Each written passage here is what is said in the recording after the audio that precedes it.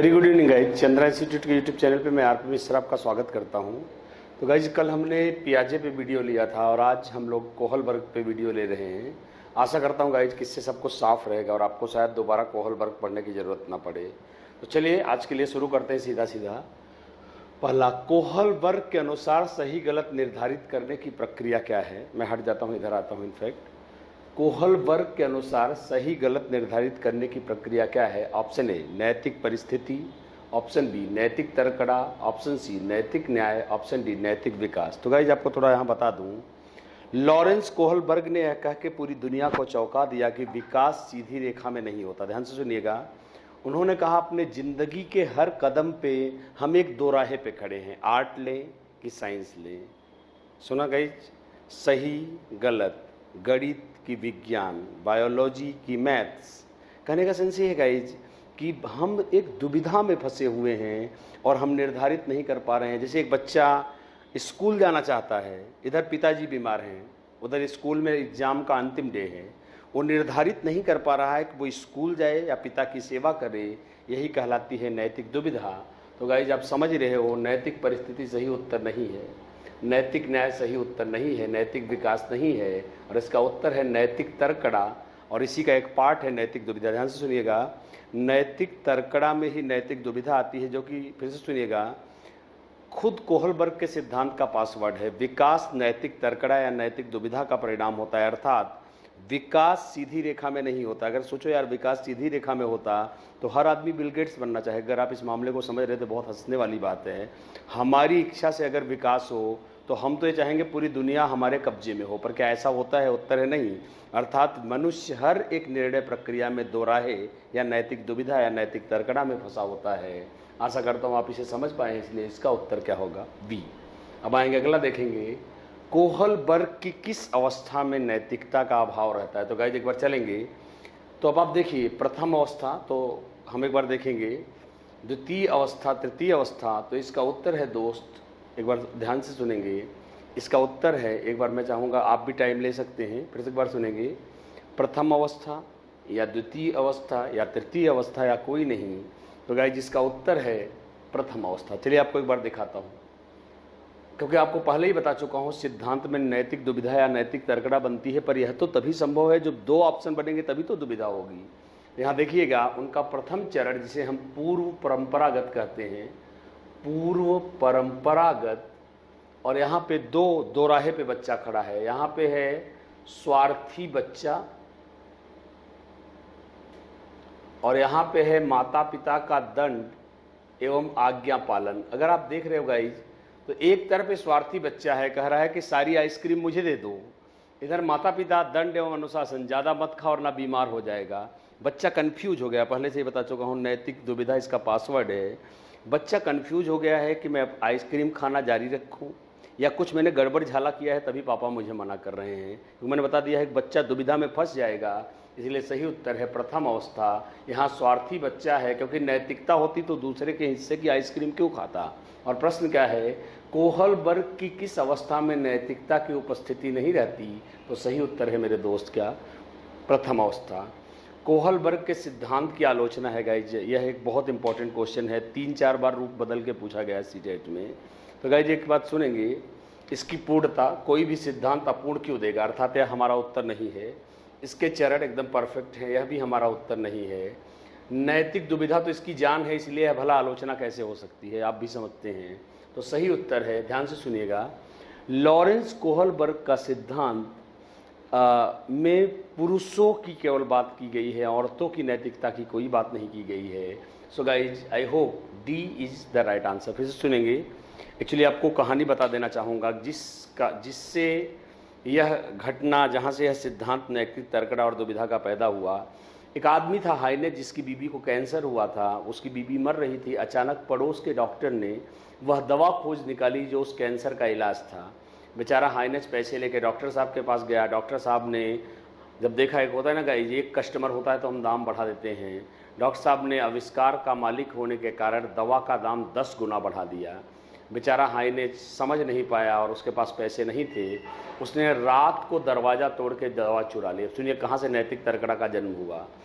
Kohlberg ने कहा तुम गारंटी से नहीं कह सकते कि कौन गलत है, डॉक्टर या हाइनेस, क्योंकि आप भी जानते गाइज अगर किसी का दवा चुराना गलत बात है तो एक दवा को 10 गुने दाम पर बेचना भी गलत बात है। अर्थात हम फंस चुके हैं किसमें, नैतिक दुविधा में। यही तो कहा मैंने आपको शुरू में, यह निश्चित नहीं हो पाता कि एक्स चुने या वाई चुने, यही क्या कहलाती है नैतिक दुविधा। कोहलबर्ग की किस अवस्था में व्यक्ति दूसरों का भला सोचता है, तो दोस्त प्रथम अवस्था में बता चुका हूँ स्वार्थ और अनुशासन है, यह हमारा उत्तर नहीं हो सकता। द्वितीय अवस्था में अनुकरण और आत्मनिर्भरता है, यह भी हमारा उत्तर नहीं हो सकता। तृतीय अवस्था भी नहीं हो सकती, चतुर्थ अवस्था है ही नहीं, इसलिए हमारा उत्तर नहीं है।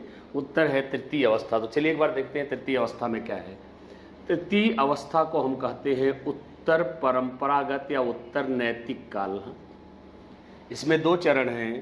पहला है सामाजिक अनुबंध, सामाजिक अनुबंध, और दूसरा है सार्वभौमिक नैतिकता। अब देखिए मैंने आपको हमेशा बोला है कि चरण लड़ेंगे तभी तो बनेगी नैतिक दुविधा। और अब याद देखिए सामाजिक अनुबंध क्या कहता है, चोर मतलब कि तुम भी चोर हो, मैं भी चोर हूँ, भला हम पुलिस के पास क्यों जाएंगे, अर्थात अच्छा कोई नहीं है, हमारे बीच एक समझौता हुआ है कि हम एक दूसरे, सामाजिक अनुबंध क्या होता है, सामाजिक समझौता, हमारे बीच एक अनुबंध हुआ है कि हम एक दूसरे की पोल नहीं खोलेंगे। इसलिए दोस्त यह है अपना स्वार्थ साधना। पर यहाँ सार्वभौमिक नैतिकता, दूसरे का भला जरूर हो, दूसरे का भला, और गाइस दूसरे का भला, इसलिए हमारा उत्तर होगा तृतीय अवस्था या तीसरी अवस्था। अगला, किस अवस्था में नैतिकता बाह्य कारकों द्वारा निर्धारित होती है। फिर से सुनेंगे, लॉरेंस कोहलबर्ग की किस अवस्था में नैतिकता बाह्य कारकों द्वारा निर्धारित होती है। ऑप्शन ए पूर्व परंपरागत, ऑप्शन बी परंपरागत, ऑप्शन सी उत्तर परंपरागत, ऑप्शन डी कोई नहीं। तो आप दोस्त एक बार देख ही सकते हैं, क्योंकि अगर आप यहाँ थोड़ा आ रहा हूँ 2 मिनट के लिए, अगर आप यहाँ से देखेंगे तो साफ साफ लिखा है पहली अवस्था में क्या, स्वार्थी बच्चा, सारी आइसक्रीम मुझे दे दो, मतलब इसके अंदर तो कोई नैतिकता नहीं है। तो नैतिकता कौन ला रहा है, दंड एवं आज्ञा पालन, माता पिता कि भाई ज़्यादा मत खा, दूसरे का हिस्सा खाना गलत है, तो इसके अंदर कोई भी नैतिकता नहीं है। नैतिकता माता पिता बाहर से ला रहे हैं, इसलिए इसका सही उत्तर है पूर्व परंपरागत अवस्था। और ऑप्शन 6, तुम अपने पड़ोसी श्रीवास्तव जी के बेटे जैसा क्यों नहीं बनते, यह किस अवस्था में आएगा। ऑप्शन ए दंड एवं आज्ञा पालन, ऑप्शन बी अच्छा लड़का अच्छी लड़की अवस्था, ऑप्शन सी सार्वभौमिक नैतिकता, ऑप्शन डी सामाजिक अनुबंध। तो एक बार चलेंगे आपको दिखाते हैं। तो आप समझ रहे हो दंड और आज्ञा पालन तो बिल्कुल नहीं, आप देख ही रहे हो। सार्वभौमिक नैतिकता सबका भला हो, तो यहाँ भला होने जैसी कोई बात नहीं हो रही, इसलिए यह भी हमारा उत्तर नहीं है, यह भी हमारा उत्तर नहीं है। और ये आप देख ही रहे हो एक दूसरे का स्वार्थ साध रहे हैं, कोई भी अच्छा नहीं, अर्थात यह भी उत्तर नहीं है। हमारा उत्तर है अच्छा लड़का और अच्छी लड़की अवस्था। थोड़ा आपको बता दूं ये क्या है, यह द्वितीय अवस्था है और ये कुछ ऐसा दिखती है। दूसरी अवस्था, इसके 2 चरण हैं, अच्छा लड़का अच्छी लड़की, और दूसरा है कानून व्यवस्था अवस्था। तो आप समझे, अच्छा लड़का और अच्छी लड़की का पासवर्ड है अनुकरण, और इधर है आत्मनिर्भरता। वैसे अगर आप समझ रहे हैं तो आप पहले ही समझ गए होंगे, या तो आप दूसरे की नकल कर सकते हो या तो आप खुद आत्मनिर्भर हो सकते हो। तो लॉरेंस कोहलबर्ग की अवस्था क्या कहती है कि जैसे आपने देखा होगा, मतलब कोहलबर्ग कहते हैं कि मोहल्ले के सफल, हम यहाँ पे वापस आ रहे हैं वहाँ देख के, कोहलबर्ग ये कहते हैं कि देखो गाइज हम बचपन पास करके आए हैं, मोहल्ले के सफल लोगों का हमें पापा उदाहरण देते, अरे यार देख शर्मा जी का बेटा बैग लेके जा रहा है, अपन सो के उठते हैं एकदम यूँ झूलते झूलते जाते हैं, 4 बजे तक चैटिंग किए हो, जैसे ही सो रहे हो तभी पता चला शर्मा जी के बेटे ने लाइट ऑन कर दी। अब पापा बिगड़े, ए गधे उठ, देख शर्मा जी का बेटा पढ़ रहा है। अब अपन झूलते हुए उठते हैं। दोस्त कहने का मतलब ये है कि हमें अनुकरण करना सिखाया जाता है उन लड़के और लड़कियों के दम पर जो हमारे माता पिता की निगाह में सफल लोग होते हैं। जैसे आप देख सकते हो अच्छा लड़का अच्छी लड़की अवस्था, तो आप समझ गए होंगे यहाँ फॉलो करने के लिए कहा जा रहा है कि आप क्या है अपने पड़ोसी शर्मा जी श्रीवास्तव जी के बेटे जैसा बनो। इसलिए सही उत्तर क्या है, अच्छा लड़का अच्छी लड़की अवस्था। चोर चोर मौसेरे भाई, अभी अभी आपको यहाँ दिखाया है गाइज मैंने, मैं आपको चाहता हूँ कि आप एक बार देखें। सामाजिक अनुबंध, जैसे एक चोर है दूसरे चोर से मिला, भला वो पुलिस के पास क्यों जाएंगे, मत सोचना, मतलब इसके लिए कोई कानून लिखे जाने की जरूरत नहीं है दोस्त, वो खुद ही दोनों चुप्पी मार लेंगे यार कि तुम भी चोर हो मैं भी चोर हूं, अपन पुलिस के पास भला क्यों जाएंगे। अर्थात चुप्पी मार मार के अपना अपना स्वार्थ सिद्ध करते हैं, बेहतर कोई नहीं है। अब ये क्या कह रहा है, अब आप देखेंगे चोर चोर मौसेरे भाई कोहलबर्ग की किस अवस्था में आता है, तो आप समझ ही गए होंगे, सामाजिक अनुबंध, मैं भी गंदा हूं आप भी गंदे हो, चलो अपन चुप्पी मार के बैठते हैं। अगला कोहलबर्ग का सिद्धांत दिखाता है, तो आपको पहले ही बता चुका हूं, कोहलबर्ग ने क्या कहा कि विकास वैसा नहीं होता जैसा हम चाहते हैं, अर्थात विकास नहीं होता सीधी रेखा में। ये सारे गलत हैं गाइस, आप अब तक समझ ही गए होंगे, बाकी ऑप्शन उससे खुद ही आ रहे हैं। शिक्षक बच्चों में नैतिकता का विकास कर सकता है, तो आप देख ही रहे हैं दोस्त, क्या है, उन्हें पुरस्कार देकर, बी उन्हें धार्मिक शिक्षा देकर, ऑप्शन सी उन्हें दंडित करके, ऑप्शन डी उन्हें नैतिक चर्चा में शामिल करके। तो दोस्त हम क्या देखते हैं कि शिक्षक नैतिकता का विकास कैसे करेगा, पुरस्कार देकर नहीं। तो एक बात तो समझ रहे हैं, सिद्धांत का पासवर्ड है नैतिक तर्कड़ा या नैतिक दुविधा। तो नैतिक दुविधा में बच्चा कब पढ़ेगा, पुरस्कार देने से भला कैसे पढ़ेगा, धार्मिक शिक्षा से नहीं पढ़ेगा, दंडित करने से नहीं, बल्कि उन्हें चर्चा में जब शामिल करेंगे, जब वो खुद नैतिक दुविधा में शामिल होंगे, तब उन्हें पता चलेगा नैतिक तर्कड़ा क्या है। तो इसका उत्तर मेरे दोस्त क्या है, डी। और अब आएंगे कोहलबर्ग, लास्ट के 2 क्वेश्चन। कोहलबर्ग ने नैतिक विकास के कितने चरण दिए हैं, तो पहले ही बता चुका हूं 3 दिए हैं। क्या, पहला आप जानते हुए, आसान सा क्वेश्चन है, एक बार सुन लेंगे, जिन लोगों को नहीं मालूम एक बार लिख सकते हैं। पूर्व परंपरागत या पूर्व नैतिक अवस्था, परंपरागत या नैतिक अवस्था दूसरा, तीसरा उत्तर परंपरागत या उत्तर नैतिक अवस्था, इसलिए इसका उत्तर क्या है, 3।